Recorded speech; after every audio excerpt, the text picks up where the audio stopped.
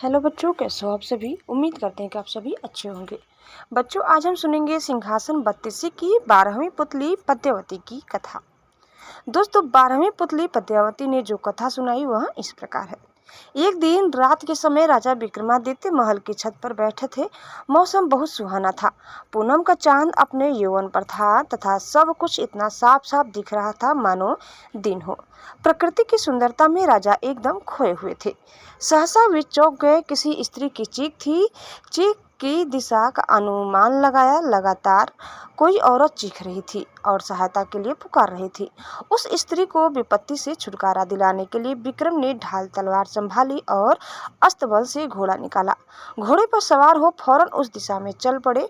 कुछ ही समय बाद वे उस स्थान पर पहुंचे। उन्होंने देखा कि एक स्त्री बचाओ बचाओ कहती हुई बेतहाश भागी जा रही है और एक विकराल दानव उसे पकड़ने के लिए उसका पीछा कर रहा है। विक्रम ने एक क्षण भी नहीं गंवाया और घोड़े से कूद पड़े। युवती उनके चरणों पर गिरती हुई बचाने की विनती करने लगी। उसकी बाहें पकड़कर विक्रम ने उसे उठाया और उसे बहन संबोधित करके ढांढस बंधाने की कोशिश की। उन्होंने कहा कि वह राजा विक्रमादित्य की शरणागत है और उनके रहते उस पर कोई आंच नहीं आ सकती। जब वे उसे दिलासा दे रहे थे तो राक्षस ने अट्ठास लगाया। उसने विक्रम को कहा कि यह उन जैसा एक साधारण मानव उसका कुछ नहीं बिगाड़ सकता तथा उन्हें वह कुछ ही क्षणों में पशु की भांति चीड़ फाड़ कर रख देगा। ऐसा बोलते हुए वह विक्रम की ओर लपका। विक्रम ने उसे चेतावनी देते हुए ललकारा। राक्षस ने उनकी चेतावनी का उपहास किया। उसे लग रहा था कि विक्रम को वह पभर में मसल देगा। वह उनकी ओर बढ़ता रहा। विक्रम भी पूरे सावधान थे। वह ज्यों ही विक्रम को पकड़ने के लिए बढ़ा, विक्रम ने अपने को बचाकर उस पर तलवार से वार किया। राक्षस भी अत्यंत फुर्तीला था। उसने पैतरा बदलकर खुद को बचा लिया और भिड़ गया।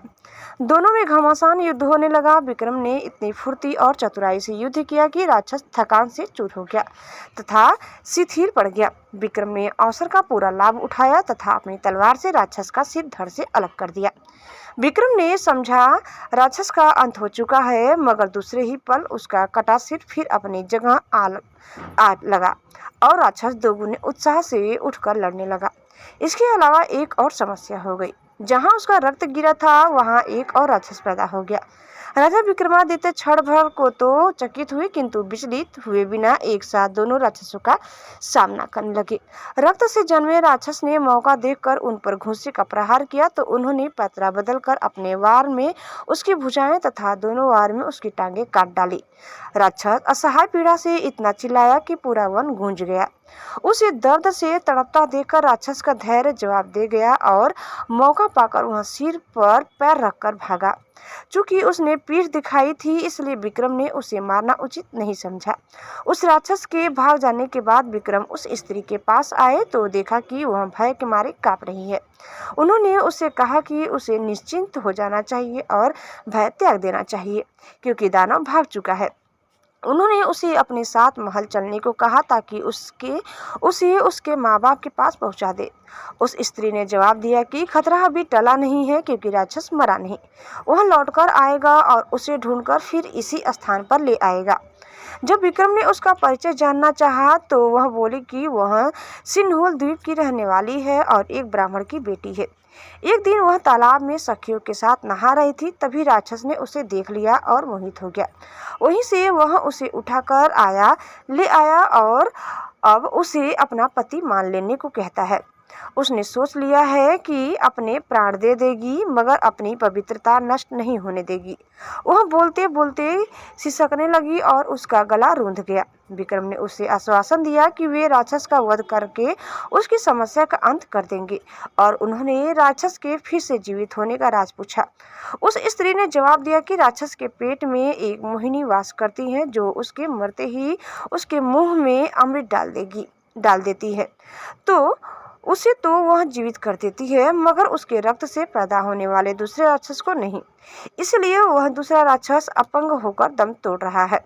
यह सुनकर विक्रम ने कहा कि वे प्रण करते हैं कि उस राक्षस का वध किए बगैर अपने महल नहीं लौटेंगे। चाहे कितनी भी प्रतीक्षा क्यों न करनी पड़े। उन्होंने जब उससे मोहिनी के बारे में पूछा तो स्त्री ने अनभिज्ञता जताई। विक्रम एक पेड़ की छाया में विश्राम करने लगे, तभी एक सिंह झाड़ियों में से निकलकर विक्रम पर झपटा। चूंकि विक्रम पूरी तरह चौकन्ने नहीं थे, इसलिए सिंह उनकी बाह पर घाव लगाता हुआ चला गया। अब विक्रम भी पूरी तरह हमले के लिए तैयार हो गए। दूसरी बार जब सिंह उनकी ओर झपटा तो उन्होंने उसके पैरों को पकड़कर उसे पूरे जोर से हवा में उछाल दिया। सिंह बहुत दूर जाकर गिरा और क्रुद्ध होकर उसने गर्जना की। दूसरे ही पल सिंह ने भागने वाले राक्षस का रूप धर लिया। अब विक्रम की समझ में आ गया कि उसने छल से उन्हें हराना चाहा था। वे लपक कर राक्षस में भिड़ गए। दोनों में फिर भीषण युद्ध शुरू हो गया। जब राक्षस की सांस लड़ते लड़ते फूलने लगी तो विक्रम ने तलवार उसके पेट में घुसा दी। राक्षस धरती पर गिरकर दर्द से चीखने लगा।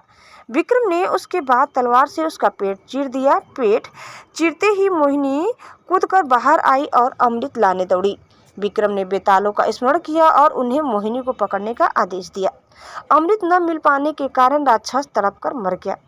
मोहिनी ने अपने बारे में बताया कि वह शिव की गणिका थी, जिसे किसी गलती की सजा के रूप में राक्षस की सेविका बनना पड़ा। महल लौटकर विक्रम ने ब्राह्मण कन्या को उसके माता पिता को सौंप दिया और मोहिनी से खुद विधिवत विवाह कर लिया। तो बच्चों, इस प्रकार कथा ही समाप्त करते हैं। उम्मीद करते हैं कि आपको हमारी आज की कथा जरूर पसंद आई होगी। कैसी लगी कमेंट करके बताइए। चैनल में नए हैं तो प्लीज़ लाइक, शेयर और सब्सक्राइब करना न भूलें। धन्यवाद। Bye bye.